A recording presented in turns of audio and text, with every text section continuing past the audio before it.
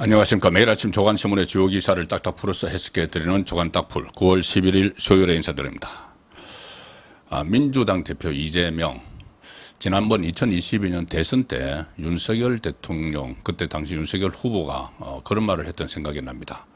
이재명 후보가 TV 토론을 요청을 하니까 윤석열 후보가 확정적 중대범죄 혐의자와 토론을 할 수가 없다. 처음에 그렇게 이야기했던 것이 기억이 납니다. 그 다음엔 규정에 따라서 토론을 했지만, 자, 그런데 그 이후 지금 3년 가까이가 돼가고 있죠. 그런데 여전히 이재명은 정치적으로 아직은 건재합니다. 곧 손절론이 일어날 수도 있지만은, 근데 어쨌든 간에 어떻게 이렇게 수많은 범죄 혐의, 4개 재판을 받고 있죠. 그리고 7개 사건의 11개 혐의, 또 수사가 진행 중인 것도 있습니다. 그런데도 건재하게 정치적으로 아직은 목소리를 높이고 있는데 본인 방탄을 위해서 국회를 정말 난장판으로 만들고 있는 상황이죠.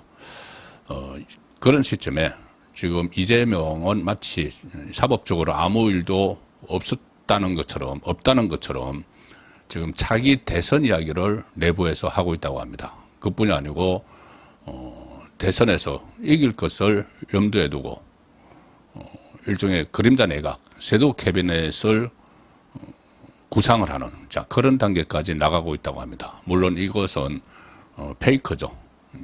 이 측근들에게 본인이 피선거권을 박탈당하지 않고 끝까지 갈 수 있다. 이거를 좀 심어주려는 그런 페이커라고 보지만, 그래도 어쨌든 지금 이재명이 이렇게까지 일종의 정치적으로 활개를 치게 만든 그 책임은 과연 누구에게 있을까? 제대로 수사를 안 한 이원석 검찰총장, 이제 곧 퇴임을 합니다. 퇴임을 하면은 아마 새로운 상황이 전개될 걸로 예상이 됩니다. 9월 15일 날 이제 나흘 남았습니다. 퇴임을 하고 이재명은 9월 20일 그리고 9월 30일에 구형을 선고를 2개 받고 10월 달에 1심이 선고가 됩니다. 2개. 자, 이 상황에서 오늘 한국일보가 이런 기사를 내보냈습니다. 단독 취재를 한 기사인데, 이재명 벌써 집권 청사진, 인재위원회에 김민석, 이한조 합류, 정치면 기사입니다. 내각을 염두에 둔 섀도우 캐비닛 구축을 지시를 했다. 정책 멘토 등 찐명들 전면에 포진시켰다. 조직 통합을 하는 턱보다는 완성 단계다. 최근에 비공개 회의에서 이재명이 자기 대선 이후 내각 구성까지 염두에 둔 폭넓은 인재 영입을 주문한 것으로 전해졌다. 다음에 이재명 정부에서 내각을 어떻게 할지까지 생각을 해서 인재를 영입하라. 사실상 섀도우 캐비닛, 그림자 내각 구성을 지시를 하면서 본격적인 대권 준비에 착수한 것이다. 또 당원 주권 정당을 실현한다. 그래서 125만 권리당원을 교육을 할 책임자로 또 박구용 전남대 철학과 교수도 낙점을 했다. 이미 이제 이 현장 조직까지 지금 다 점검을 하고 있다는 이야기입니다. 대선을 앞두고. 민주당 관계자들에 따르면 이재명은 최근에 이렇게 이야기했다고 합니다. 다가올 지방선거뿐만 아니라 대통령 선거 이후 내각을 구성할 수 있는 인사를 폭넓게 섭외해달라. 내각 구성을 할 수 있는 사람들을 모아라. 갑자기 이재명의 최측근으로 부상한 김민석 수석 최고위원, 그리고 이재명의 정책 멘토 이한주 민주연구원장이 인재위원회에 합류를 했고, 지금도 친 이재명계 좌장격인 정성호가 인재위원장을 지금 맡고 있죠. 인재위원회는 외부 인사 영입과 함께 당내 세력판도의 재편성도 주도를 할 전망이다. 기존 인사들의 역할을 재배치할 수 있는 방안도 마련해라. 이렇게 또 이재명이 지시를 했다고 합니다. 대선 가도의 다른 축인 특보다는 당 안팎의 친명, 비명계 인사들을 통합하는 역할을 또 수행을 한다. 대선 앞두고 과거는 다 있고 뭉치자 뭐 이런 또 메시지를 또 보내고 있다고 합니다. 그것뿐이 아니고 지명직 최고위원회 주철원 전남도당위원장, 송순호 경남도당위원장을 임명. 그래서 당의 텃밭인 호남과 험지인 PK 인사를 지도부에 나란히 발탁. 자, 이재명.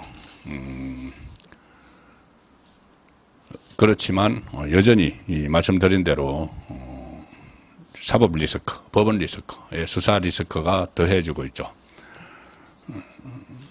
지난번에 수원지검이 법인카드 유용 의혹과 관련해서 이재명과 김혜경을 동시에 소환 통보를 했는데 이재명이 묵살을 했었죠. 그래서 김혜경만 얼마 전에 소환을 했는데 이 검찰이 이재명에 대해서는 또 소환을 포기를 하고 서면 조사를 하는 걸로 전환을 했다고 합니다.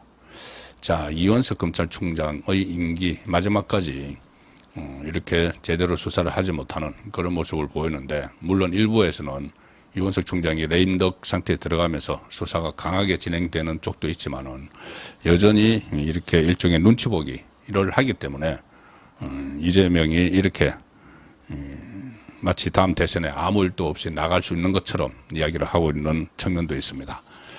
자, 연합뉴스 기사입니다. 검찰 경기도 법카 유용 의혹 이재명에게 서면 질의. 출석 날짜 조율이 이루어지지 않자 서면 질의한 듯 답변은 아직 못 받았다.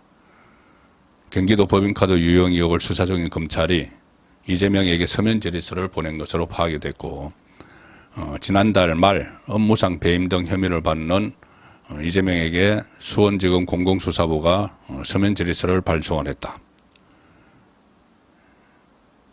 7월 달에 이미 이재명과 김혜경에게 피의자 신분으로 소환조사 받을 것을 통보를 했는데 묵살을 하다가 나중에는 8월 18일 전당대회 이후 출석하겠다는 의견을 검찰에 냈으나 이 날짜가 또 조율이 되지 않아서 서면 질의서를 보냈다. 이재명이 이제 계속 버티기를 한 거죠. 그러니 어쨌든 수사를 마무리하려고 서면 질의를 보낸 것 같은데, 이게 전공법 법대로 나가면은 강제 소환을 해야죠. 물론 국회의원이니까 강제 소환을 하려면 또 이 체포동의안이 처리가 돼야 됩니다. 그런 부담이 있지만 어쨌든 법대로 하면 그렇게 했어야 되는데, 일단 서면 질의를 하고 이제 기소를 하기 위한, 그러면 이제 5개 재판을 받게 되겠죠. 검찰은 그런데 아직 지난달 말에 보냈는데, 서면 질의서 보냈는데 아직도 답변도 묵살하고 있다. 이게 조명현 씨가 대선 앞둔 2022년 초에 폭로를 한 내용인데 지금까지 수사를 제대로 하지 않았다. 2년 이상 이원석 검찰총장 체제에서 또 그런 지적도 받을 만합니다. 자, 1심 판결 2개를 앞둔 이재명은 갑자기 지금 문재인 리스크를 키우기를 시도를 하고 있습니다. 제가 그때 말씀드린 것처럼 단순한 어떤 범죄자의 결합, 이것을 넘어서 이재명은 그동안 도외세하던 문재인 사법 리스크에 대해서 적극적으로 방어를 하고 또 당내에 대책위원회까지 만들어서 본인의 핵심 척건 7인의 멤버 김영진을 위원장으로 앉혔죠. 그래서 이것을 문재인 리스크를 막 정치적으로 부각시켜서 1월 달에 본인의 1심 선고가 나오는 것을 좀 희석을 하려는, 여론에서 희석시키려는 그런 시도로 보이는데, 자, 이제 문재인을 수사한 검사까지 탄핵을 하겠다고 나왔습니다. 그만큼 전국의 이슈로 등장을 시키려고 하는 거죠. 문재인을 전면에 내세우려고 하는 겁니다. 이재명 본인은 뒤로 빠지고. 자, 동아일보 사회면 기사입니다. 민주당 문 수사검사 탄핵, 이재명 이어 또 방탄 논란. 이재명이 만드는 겁니다. 해당 수사, 문재인이 뇌물죄로 수사선상에 올라 있는데 그 해당 수사검사에 대한 탄핵안을 검토하고 있다. 어제 제가 4사람을 대상으로 하는 거라고 말씀을 드렸었죠. 민주당은 현역 의원 13명이 참여해서 출범한 전 정권 정치탄압대책위원회, 여기서 문재인 수사검사에 대한 탄핵소추안 발의를 검토하기로 했다. 자, 그리고 또 하나, 민주당은 현직 검사가 범죄 행위를 했을 경우 공소시효를 정지하는 이 형사소송법 개정안을 장문으로 채택하는 방안도 검토를 하고 있다.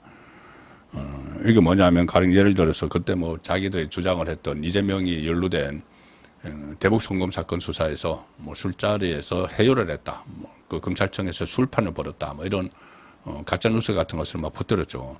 이제 그것을 빌미로 해서 이 검사가 범죄 행위를 했을 경우 공소시효를 정지한다. 그러니까 나중에라도 꼭 처벌을 한다. 이렇게 일종의 검사를 압박을 하는 그런 법안까지 준비를 하고 있다는 이야기입니다. 이재명에 이어 문재인에 대한 사법 리스크가 커지자 당 차원에서 검찰 힘 빼기에 나서는 모양새다. 그런데 이 이면에는 문재인 이슈를 막 앞으로 내세워서 이재명 1심 선고 나중에 나오더라도 아마 10월에 거의 비슷하게 나올 겁니다.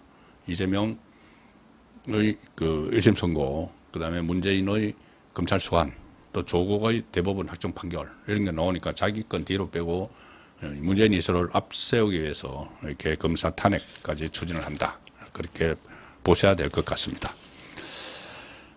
문재인 이야기 나왔으니까 조선일보 사설을 하나 소개해드리겠습니다. 이게 핵심을 찔렀다고 보는데, 자, 사설 내용은 이겁니다. 청와대 친인척 감시팀장이 오히려 문재인 자녀 해외 집 구매를 도왔다니 감시를 하라고 임명을 해놨는데 오히려 협조를 했다. 가신처럼 일했다. 집안의 어떤 하인처럼 일했다. 문다혜 가족이 2018년 태국으로 이주할 당시에 청와대 친인척 관리팀장 신모 씨, 신우석이죠. 신모 씨가 직접 현지에 가서 주택 매입 등을 도운 사실을 검찰이 확인했다. 문다혜 가족 태국 이주 의혹이 제기가 됐을 때는 신 씨가 타이스타젯의 실소유주인 이상직과 지속적으로 소통, 85차례 통화와 문자를 했죠. 대응 방안을 논의했다. 그런데 청와대 민정수석실 소속이다. 그런 걸 못하도록 해야 되는 사람이죠. 역대 정권이 민정수석실에 친인척 관리팀을 별도로 둔 것은 대통령 가족의 불법을 사전에 방지하기 위해서죠. 불법 행위를. 그런데 이건 좀 불법 행위를 도운 겁니다. 그동안 대통령 가족이 불법 행위로 감옥에 간 것은 대통령 권력에 접근하려는 분화방들이 가족 주변부터 공략하기 때문에 이 가족들이 막 불법 행위로 감옥에 많이 갔죠. 노무현 민정수석실만 해도 친인척 관리팀은 대통령 가족이 업자 등 요주의 인물을 만난다는 정보를 입수하면 달려가서 제지를 하기도 했다. 그거 만나면 안 됩니다. 예를 들어서 뭐 이상적하고 뭐 접근을 하면 접근하면 안 됩니다. 뭐 이렇게 해야 되는 게 민정수석실의 친인척 관리팀장인데 오히려 주선을 하고 알선을 하고 그래서 평소에는 그전에는 대통령 가족과 친인척에게 친인척 관리팀은 성가신 존재였다. 그런데 문재인 친인척 관리팀장은 누가 봐도 이상한 대통령 딸 가족의 해외 이주를 직접 도왔을 뿐 아니라 불법 유혹을 듣기 위한 대응 방안까지 논의했다. 이상적하고 85회 통화를 하면서 대통령 가족 비리를 사전에 차단해야 할 사람이 오히려 유혹을 도왔다. 자, 그리고 이 서창호가 거기 취업을 했는데 친인척 관리팀장이라면 서창호 경력을 모를 수 없다. 모를 수 없죠. 바로 사위인데. 항공사 임원 채용에 제동을 걸어야 했다. 아니, 항공사 일도 아무것도 모르는데 어떻게 거기다 채용을 하느냐. 나중에 문제가 될 수 있다. 제동을 걸으셔야죠. 그것이 자신이 맡은 공직 책무다. 그런데 개인 회사 비서처럼 문다혜 씨의 부동산 매입까지 막 챙겼다. 태국에 막 가가지고 국민 세금으로 출장 가가지고 민정수석실 친인척 관리팀이 이렇게 변질된 것은 대통령이 책임이다. 그렇죠. 문재인은 임기 내내 친인척 비리를 감시하는 특별감찰관 임명하지 않았습니다. 그리고 그 역할을 해야 하는 민정수석실 친인척 관리팀장은 감시가 아니라 비위에 협조하는 정황까지 보였는데도 그냥 문재인은 정치보복 이렇게 하면서 단 한마디도 해명이나 사과는 하지 않고 있습니다. 법적으로 처리를 하는 수밖에 없는 거죠. 자, 마지막 소개해드릴 기사는 지금 진행되고 있는 국회 대정부 질문에서 대정부 질문 스타가 한 명 나타났습니다. 이외의 인물이 주목을 받고 있는데 바로 한덕수 국무총리입니다. 자, 조선일보 정치면 기사입니다. 때린 야당이 울고 간 철벽 총리, 정치권 한덕수의 재발견이란 말이 나온다. 일단 국회 대정부 질문에서 존재감을 가시했는데 올해 75이죠. 경제 좋아졌다는 근거가 뭐냐 이렇게 민주당이 따지니까 차고 넘친다. 정거는 차고 넘친다. 그래서 각종 지표를 막 열거를 하고 난데 열거를 하면서 아니 그러면은 야당 의원은 경제가 꼬꾸라지기를 원하느냐 이렇게 고성을 지르면서 꾸짖었다는 표현이 적당하겠죠. 뉴라이트를 알고 있느냐 이거 요즘 이념 그 갈등 일으키느라고 민주당이 그냥 상투적으로 들고 나오는 말이죠. 그 질문에는 뉴라이트 모른다. 관심도 없다. 색깔 칠하지 말라. 미몽에서 깨어나라. 이렇게 질타를 합니다. 응급실 뺑뺑이 누구 탓이냐 이렇게 물으니까는 그거는 의료계와 과거의 정부 책임이다. 이렇게 전공법으로 치고 나가는 모습인데 어떻게 보면 108명의 국회의원, 국민의힘 국회의원보다 좀 낫다는 생각도 저도 했습니다. 이 중계를 지켜보면서 너무 답답하죠. 좀 국민의힘 의원들은 총리 한 명이 낫다. 평소 언성을 높이지 않기로 유명한 한 총리가 최근 국회에서 야당 의원들과 연일 설전을 벌이고 있는데 22대 여소야대 국회 첫 정기회가 시작돼서 야당의 대정부 파상 공세가 시작되자 한덕수 국무총리가 전면에 나서서 격전을 벌이고 있다. 관가에서는 40년 넘는 거의 공직 생활에서 볼 수 없었던 한덕수의 재발견이라는 이야기도 나온다. 2022년 5월 현 정부 출범과 함께 임명된 한 총리는 그동안 국회에서 야당 의원들 질의에 조곤조곤 답변하는 모습을 보였죠. 경제관료 출신입니다. 그런데 지난 4월 총선 이후 강공을 곁들이기 시작하더니 최근엔 격전도 불사하는 스타일로 변모했다. 4월 총선 이후에 여당이 쪼그라져서 제 역할도 못하고 막 있는 사이에 한덕수가 나선 겁니다. 행정부 수장이. 그래서 격전도 불사하는 그런 모습을 보이고 있고 한 총리가 최근 들어 국회 답변에서 자주 쓰는 말은 가짜뉴스, 거짓선도 이런 이야기입니다. 정부가 계엄령을 준비한다. 라인을 일본에 내줬다. 이런 말이 나오면은 또 김건희 권력 1위 이런 이야기가 나오면은 그것은 완전한 가짜뉴스다. 선동이다. 이렇게 계속 맞받고 있는 상황입니다. 지난 총선에서 그 국민의힘이 지고 나서 사의를 표명을 했죠. 그런데 계속 재신임을 지금 사실상 한 상태입니다. 윤석열 대통령이 지난번 기자회견에서도 그동안 잘해오셨기 때문에 당분간은 한 총리를 중심으로 내각 체제가 유지될 것이다. 이렇게 밝힌 적이 있죠. 취임 이제 2년 4개월이 됐는데 역대 최장수 총리는 2년 8개월을 한 이낙연입니다. 그런데 한덕수 총리는 노무현 정부 시절에 총리 재임을 한 10개월 했죠. 그러면은 민주화 이후입니다. 그제는 유신 시대에 장시 총리가 있었고 민주화 이후 그러니까 87 체제 이후 최장수로 재임을 했다. 그런데 앞으로 아마 윤석열 정부와 아주 오랫동안 함께할 걸로 예상이 됩니다.